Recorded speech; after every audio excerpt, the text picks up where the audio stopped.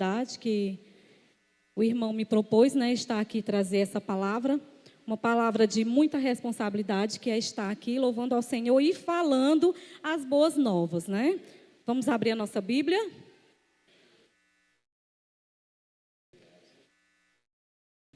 Vamos abrir a nossa Bíblia em Efésios 3, a partir do 14.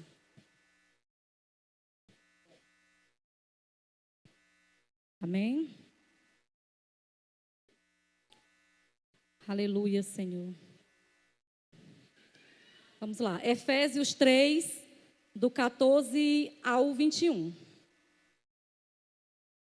Por causa disso, me ponho de joelhos perante o Pai, de nosso Senhor Jesus Cristo, do qual toda a família nos céus e na terra toma o nome, para que, segundo as riquezas da minha glória, conceda que sejais corroborados, confirmados com poder pelo seu Espírito no homem interior, para que Cristo habite pela fé no nosso coração, a fim de, estando arraigados, firmados, fixados e fundados em amor, findados em amor, poderdes perfeitamente compreender com todos os santos qual seja a largura e o comprimento e a altura e a profundidade, e conhecer o amor de Cristo, que excede todo entendimento, para que sejais cheio de toda a plenitude de Deus. Ora, aquele que é poderoso para fazer tudo muito mais abundantemente, além daquilo que pedimos ou pensamos, segundo o poder que em nós opera. A esse, glória na igreja por Jesus Cristo, em todas as gerações, para todos sempre. Amém. Podei vos assentar, irmão. Aleluia, Senhor. Amados, hoje é o segundo dia da nossa campanha, né? Que na sexta-feira. E o nome dessa campanha é Por Esta Causa Eu Me Ponho de Joelhos. É isso? E eu acredito que os irmãos, desde o começo dessa campanha, já estão se pondo de joelho. Amém? Amados, o irmão Paulo, né, vamos se dizer assim, ele estava na prisão em Roma por ter pregado as boas novas sobre Cristo.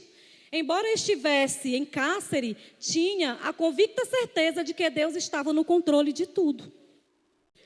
Queridos, o que eu quero dizer aqui é porque às vezes nós estamos em uma situação deplorável aos nossos olhos e achamos que Deus não está no controle, mas Ele está no controle de tudo e de todas as coisas. E mesmo assim, Paulo, encarcerado em Roma, na prisão, ele se preocupou com o seu povo. Ele não pensou em se deprimir ou em se deplorar naquele momento, porque ele estava numa situação de prisão, em cárcere. Não, pelo contrário. Ele fez questão de escrever algumas cartas e para as igrejas. E uma destas cartas, meus amados irmãos, foi para a igreja que se encontra em Éfeso. Na preocupação de Paulo, a grande preocupação de Paulo foi por causa do sistema religioso e político que se encontrava na cidade de Éfeso, né? A cidade de Éfeso, meus amados irmãos, era uma capital de Roma, na Ásia, ou seja, a principal cidade romana, onde tinha maior vantagem de comércio, uma terra muito habitada e populacionalmente enorme, imensa, trazendo para os dias de hoje, meus amados irmãos, é como se fosse pessoas que morassem no interior, né? No interiorzinho pequeno da capital, e quisesse crescer na cidade grande. E esse povo que mora no interior e sonha em ter uma vida melhor e sabe que no interiorzinho pequeno ele não tem custo nenhum. Então, o que ele faz? Ele vai para uma capital. para uma cidade grande, porque lá ele vai ter mais oportunidades, não é verdade? Ele sabe que ali ele vai ter uma maior oportunidade de comércio, ele vai ter uma maior oportunidade de emprego, e ele vai ter uma maior oportunidade de faculdades e enfim. Então, meus amados irmãos, Éfaso, meus irmãos, na época era uma cidade muito popular e muito grande, uma capital extraordinária. E lá, meus amados irmãos, era uma cidade acopada por uma das 7 maravilhas, que era o templo da deusa Diana. Não era um templo pequeno, e sim grande, um templo grande construído com mármores e pedras preciosas. Então, Paulo, quando ele estava na prisão, ele teve uma preocupação grande, porque ele pregou para aquele povo, ele criou a sua igreja. E quando ele estava preso, ele teve aquela preocupação do povo vir a cair novamente, porque aquela cidade era uma cidade corrompida. Era uma cidade que tinha uma deusa da qual tinha uma importância muito grande.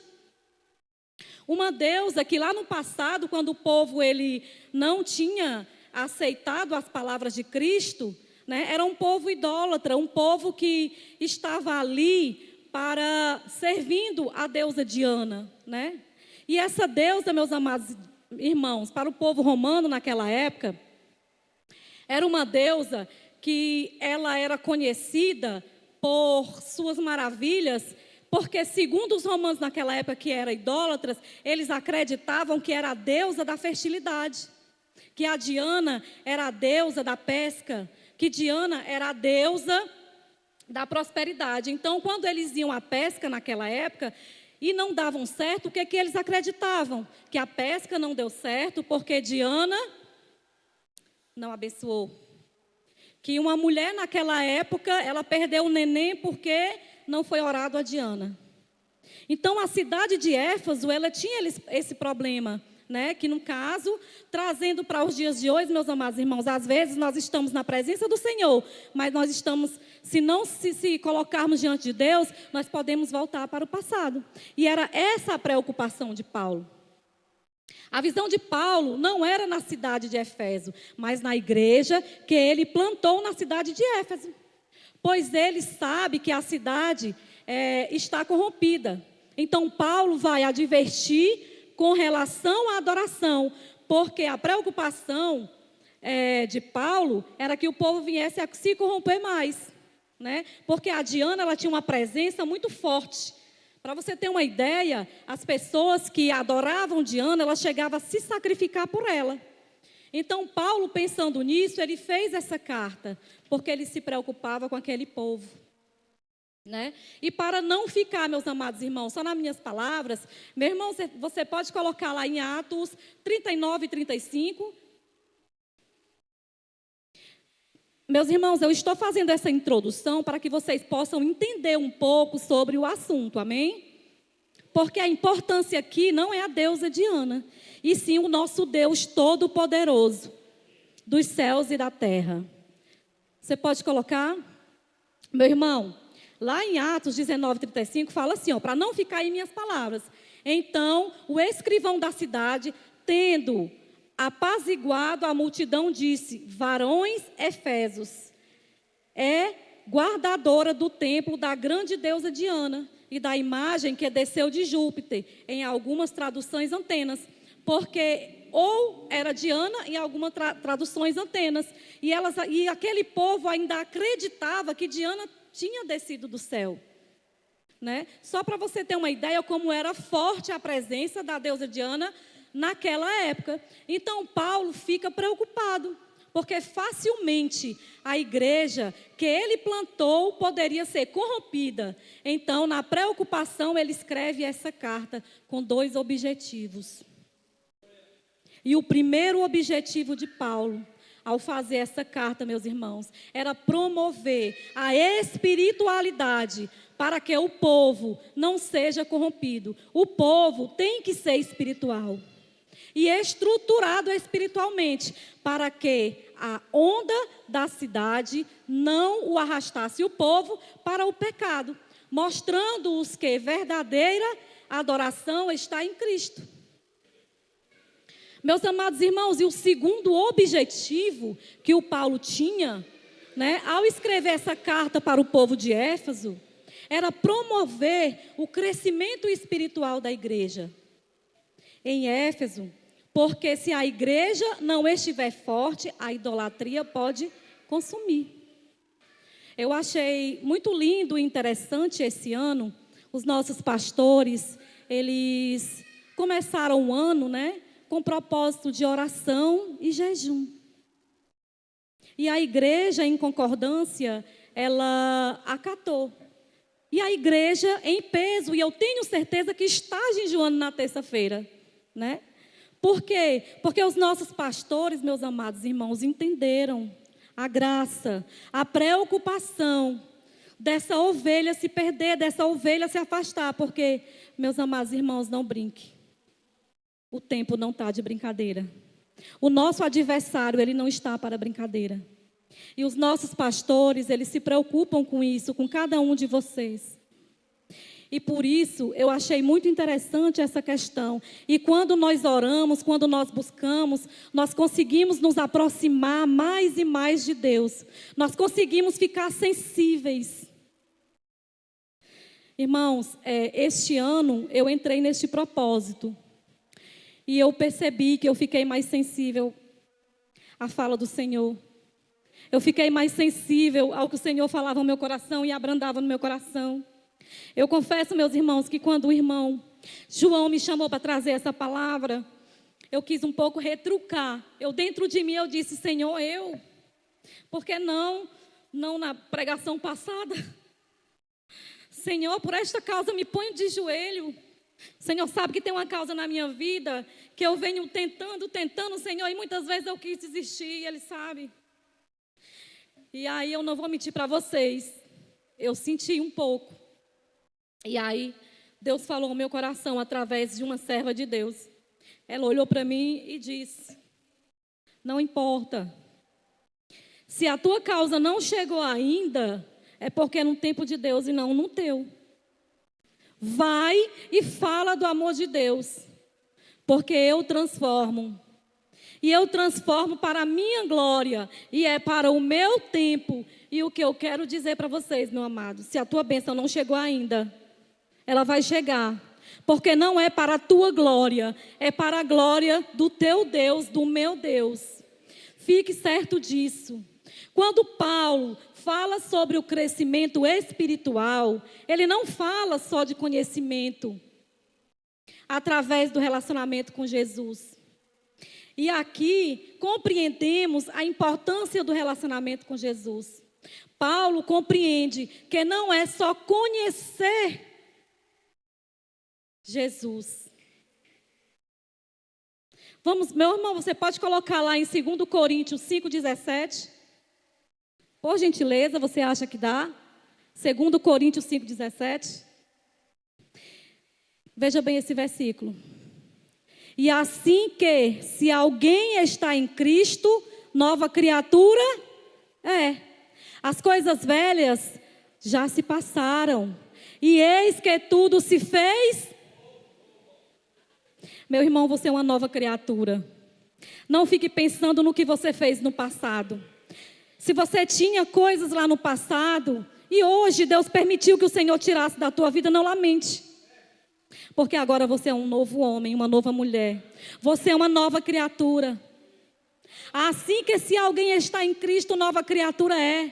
E as coisas velhas já passaram, e eis que tudo se fez novo. Não importa se você não conseguiu aquela bênção. Quando Paulo, ele fala deste versículo, ele fala de transformação. Quem está em Cristo, nova criatura é. Antes de Paulo falar do versículo 17, ele fala do versículo 16. Meu irmão, você pode voltar aí, por gentileza. Olha aí. Assim que, daqui por diante, a ninguém conhecemos segundo a carne. E ainda que também tenhamos conhecido Cristo segundo a carne. Contudo, agora já o não conhecemos deste modo. Olha aí, meus amados irmãos. Ele fala no 16 acerca do conhecimento. O primeiro é o conhecimento da carne. E o segundo é o conhecimento revelado. E a transformação não acontece através do conhecimento da carne, e sim do conhecimento revelado. Tem pessoas que conhecem sobre Jesus, mas não conhecem a Jesus, porque não tem a revelação. Não tem a revelação do Senhor. É muito fácil alguém chegar e dizer assim: eu ouvi falar sobre Jesus. Eu conheço Jesus. Mas você conhece a Jesus. A Jesus. Meus amados, não tem como ter transformação se não tiver relacionamento profundo com Jesus. Se você não tiver um relacionamento profundo com Jesus, você não vai ter essa revelação. Se você se posicionar nesta noite, nesta campanha, o que eu quero dizer para você, meu irmão, se prepare. Porque a transformação, ela não vai acontecer somente na tua vida. Ela vai acontecer também na tua casa, onde tu tanto almeja. Ela vai acontecer no teu trabalho. Ela vai acontecer no teu esposo, na tua esposa. Porque quando nós temos essa intimidade com Deus, essa transformação, esse conhecimento revelado, nós vemos a coisa acontecer. Olha aí para o teu irmão. Olha para ele. Diz assim para ele: o conhecimento revelado gera transformação. O conhecimento revelado gera transformação. E aonde é que nós encontramos esse conhecimento revelado? Buscando ao Senhor. O nosso adversário pode até tentar de todos os jeitos, todos os dias, mas Deus vai te livrar, porque você estará firmado em Cristo Jesus, porque conhece a Jesus. Porque não é conhecer um Jesus, é conhecer a Jesus. Levante sua mão para o alto e diga assim: por esta causa, eu me ponho de joelho. Se você se colocar de joelho, meu irmão, você vai entender o que eu estou te falando. Você vai sentir a transformação no teu lar, na tua casa. Meu irmão, você pode colocar lá em Mateus 6,33, por gentileza. Olha só. Mas buscai primeiro o reino de Deus e a sua justiça, e todas essas coisas vos serão. Meus amados, se nós pudéssemos entender esse versículo, você pode ler novamente? Buscai primeiro o reino e a sua justiça, vos serão acrescentadas. Você já imaginou, meu irmão, se pudesse entender a fundo esse versículo, você não correria atrás de bênção. Se você entendesse esse versículo, você não ia dizer: Deus me dá um carro, Deus me dá uma casa, Deus me dá uma vida melhor. Deus, buscai primeiro o reino de Deus e a sua justiça. Buscai primeiro o reino de Deus e a sua justiça.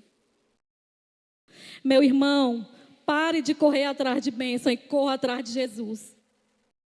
Quando você correr atrás de Jesus, esse versículo fala: buscai primeiro o reino de Deus e a sua justiça, e todas essas coisas vos serão acrescentadas. Corra atrás de Jesus. Que sabe o que vai acontecer? As bênçãos vão correr atrás de você. Eu fico imaginando, meu irmão, você correndo e a bênção: eu te quero, eu te quero, eu te quero. É mais ou menos assim no mundo espiritual. Por quê? Porque você decidiu conhecer a Jesus. Não, Jesus. Você está entendendo? Paulo fala, meus amados irmãos, lá em Efésios 2 e o 11, se meu irmão puder colocar aí, por gentileza, para lermos juntos, eu fico grata. Efésios 2, o 11 e o 12, tá certo? Olha esse versículo. Portanto, lembrai-vos de que vós, noutro tempo, éreis gentios, na carne, e chamados incircuncisão, pelos que na carne se chamam circuncisão, feita pela mão do homem. 12. Que naquele templo estáveis sem Cristo, separados da comunidade de Israel, e estranhos aos concertos da promessa, não tendo esperança e sem Deus no mundo. Feche os olhos. Lembre aí, lá no seu passado. Lá naquela época, quando você vivia sem Cristo. O inimigo até colocava nas tuas mãos algumas coisas boas, momentâneas. E você até achava que era bom. Mas aí depois, quando você entrava na lucidez, você tinha uma tristeza profunda. Porque o verdadeiro Espírito Santo não estava com vocês. Mas aí vocês encontraram Jesus. E quando vocês encontraram Jesus, vocês conseguiram uma alegria verdadeira. Meu irmão, coloque aí em Efésios 12, 13, por gentileza. Olha esse versículo. Mas agora, em Cristo Jesus, vós que antes estáveis longe, já pelo sangue de Cristo chegastes a perto. Olha como Deus faz. Olha como Deus faz. E assim, Paulo queria mostrar para aquele povo de Éfeso quem eles eram. Olha, antes tu não tinha Cristo, tu lembra? Tu não tinha chance de salvação. Eu estou falando com as minhas palavras, certos irmãos? E aí tu encontrou a Cristo. E agora em Cristo Jesus, vós que antes estáveis longe, já pelo sangue de Cristo, chegaste perto. Chegastes perto. O sangue de Jesus tem o poder de trazer tudo que está longe para perto. Meu amado irmão, eu não sei nessa noite o que está longe de ti. Eu não sei. Mas Deus, Ele conhece e sonda o teu coração. Eu não sei nessa noite se o que está longe é um emprego. Se o que está longe de ti é a tua saúde. Se o que está longe de ti é um filho, um esposo, uma esposa. Mas o que eu quero dizer para ti é que o sangue de Jesus tem poder para trazer para perto. Então, por esta causa, se ponha de joelho. Por esta causa. Que causa? A graça. Que graça? A que Deus te deu, a chance. Ele rasgou o véu. E hoje, se tu se prostrar diante de Deus, do Cordeiro de Deus, tu se renova diante dele. Isso é uma dádiva que lá no passado eles não tinham. E para você conseguir essa causa, se ponha de joelhos. Se ponha de joelhos. Meus irmãos, quando nós nos pomos de joelho, você sabia que a oração e o jejum, ele é como se fosse uma poupança? Vamos trazer aqui para a nossa realidade. Quando você guarda o seu dinheirinho numa poupança, no banco que você tem, um exemplo, fica lá guardadinho, não fica? E não vai acumulando se você colocar todo mês, todo mês, todo mês, todo mês. Assim são nossas orações. Assim são nossos prostrar diante de Deus.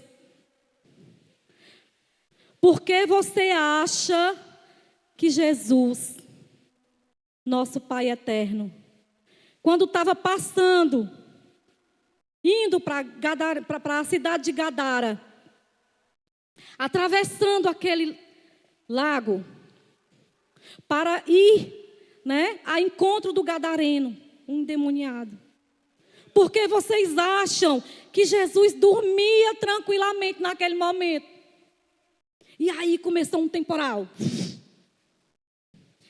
E os discípulos de Jesus tudo apavorado. Jesus, Jesus, Jesus. E Jesus, calma. Jesus tinha oração e jejum acumulado, guardado. E os discípulos o quê? Preocupados. Jesus, Jesus, vamos morrer. E aí Jesus acorda, eu fico imaginando, irmãos, eu não sei vocês, mas quando eu estou lendo a Bíblia, eu fico entrando num personagem. E aí eu dou aquela risada, assim, meu Deus, eu fico imaginando o rostinho do discípulo, do pavor e o rosto de Jesus. Eu fico imaginando, irmão, sério, quando eu estou lendo, eu entro no personagem, eu me emociono vendo cada história bíblica, né? Porque se a gente pudesse ver, irmãos, seria extraordinário. E aí o que é que Jesus faz? Jesus olha e diz assim, acalma vento. Jesus fez uma oração fervorosa, vento, acalma. Não, ele só disse assim, acalma vento. Por que ele disse isso? Porque ele estava com oração acumulada. Ele estava com jejum acumulado. Aí Jesus chega na cidade de Gadara. Quando Jesus chega na cidade de Gadara, lá vem um homem endemoniado. Aí o demônio já se assusta, né?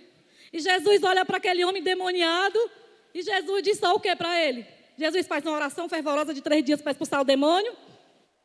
O que é que Jesus faz? Ele ainda foi bonzinho, ele diz assim, tá bom, eu vou deixar você ir para os porcos.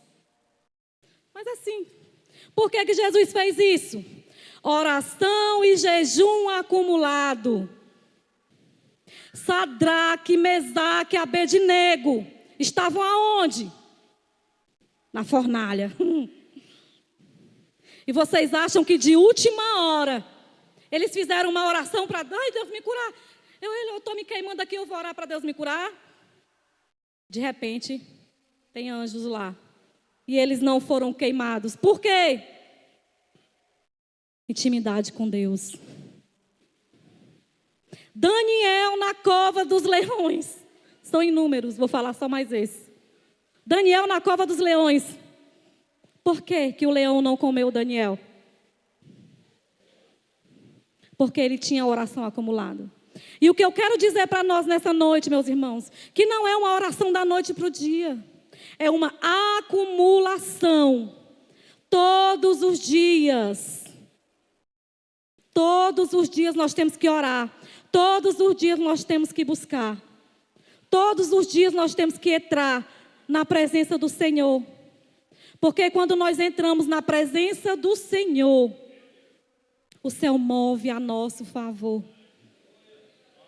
Eu fico imaginando, meus amados irmãos, nós orando, ao nosso redor anjos. Nós temos uma parede blindada, que não passa bala, não passa potestade, não passa dilúvio. Por quê? Porque nós estamos em oração e em jejum diante de Deus. Então o que eu quero te dizer nessa noite, meu amado irmão, por essa causa se põe de joelho. Não ore, não se ponha de joelho pelo seu filho, pelo seu irmão, e sim pela causa do Espírito Santo em tua vida todos os dias. Porque você cheio do Espírito Santo, você vai só falar e o inimigo vai sair. Você cheio do Espírito Santo, você vai olhar e vai ser transformado.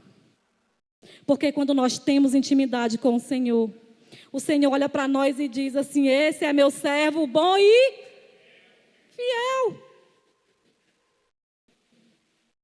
Se eu sou o servo bom e fiel do Senhor, então, meu amado irmão, então, não chore não, porque não aconteceu. Não quero desistir não, porque não aconteceu. Por esta causa se ponha de joelho. Mude o seu interior com Deus. Passe a conhecer a Jesus. Se você entender que precisa conhecer a Jesus, o redor a você será transformado. No seu trabalho você será transformado. As pessoas vão olhar para você e assim, nossa, essa jovem tem um brilho diferente. Nossa, esse homem é diferente. Quando ele está aqui, o ambiente fica mais alegre. O ambiente fica esplendoso. Porque o brilho do Senhor na sua vida. E aonde você vai, as pessoas notam isso. Isso é forçado? Não, isso não é forçado. Isso é o conhecimento a Jesus. E as coisas, elas vêm naturalmente. Paulo, meus amados irmãos, ele fala que o amor de Deus é absoluto. Atinge cada aspecto de nossa experiência. Seu amor é profundo, alcança as profundezas dos desânimos. Quando você estiver se sentindo aprisionado, isolado, lembre-se que nunca estará só, pois a graça nos alcançou. E com isso, vamos ler lá em Romanos 8, 38 e 39 para terminarmos. Por gentileza. Romanos 8, 38 e 39. Olha aí, quando você se prostra de joelho, quando você conhece a Jesus, quando você entende que não precisa correr atrás de bênçãos, que se você correr atrás de Jesus, as bênçãos vão correr atrás de você. Aí vem essa daí. Porque estou certo de que nem morte, nem a vida, nem os anjos, nem os principados, nem as potestades, nem o presente, nem o porvir, nem as alturas, nem a profundidade, nem alguma outra criatura nos poderá separar do amor de Deus que está em Cristo Jesus, nosso Senhor. Quando entendemos que estamos no Senhor, isso daí, ó. Nem potestades, criatura nenhuma poderá me separar e te separar do amor de Deus. Simples assim. Meu irmão, se coloque na brecha. Nessa campanha, reflita, haja, louve, adore, sirva ao Senhor. E aí você vai me dizer o que eu estou te dizendo. Depois você vai contar o seu testemunho aqui na frente. Que você não correu atrás de bênção. A bênção correu atrás de você. Porque você se colocou na posição de adoração. Você se colocou na posição de servo de Deus. Você se colocou na dispensação da graça. E aí você vai entender. Você vai entender. Que por esta causa vai se pôr de joelho. Paulo, meus amados irmãos, ele se preocupou com tudo. E aí, por esta causa, ele se pôs de joelho. Ele escreveu tudo e por essa causa ele se pôs de joelho. E o que eu quero profetizar na tua vida, meu irmão, nessa noite, é que você será um poço de bênção. Você terá a luz de Deus na sua vida. Você será uma pessoa abençoada. O seu lar será um lar abençoado. O seu trabalho será um trabalho abençoado. Porque eu tenho certeza que a partir de hoje, você vai conhecer a Jesus. Porque Ele se faz presente na sua vida. O seu corpo é templo e morada do Espírito Santo de Deus. Saiba disso. E eu agradeço aqui a minha oportunidade. Essa foi a palavra que eu trouxe para vocês. E obrigado, irmão, pela palavra. E Deus abençoe todos vocês. Amém?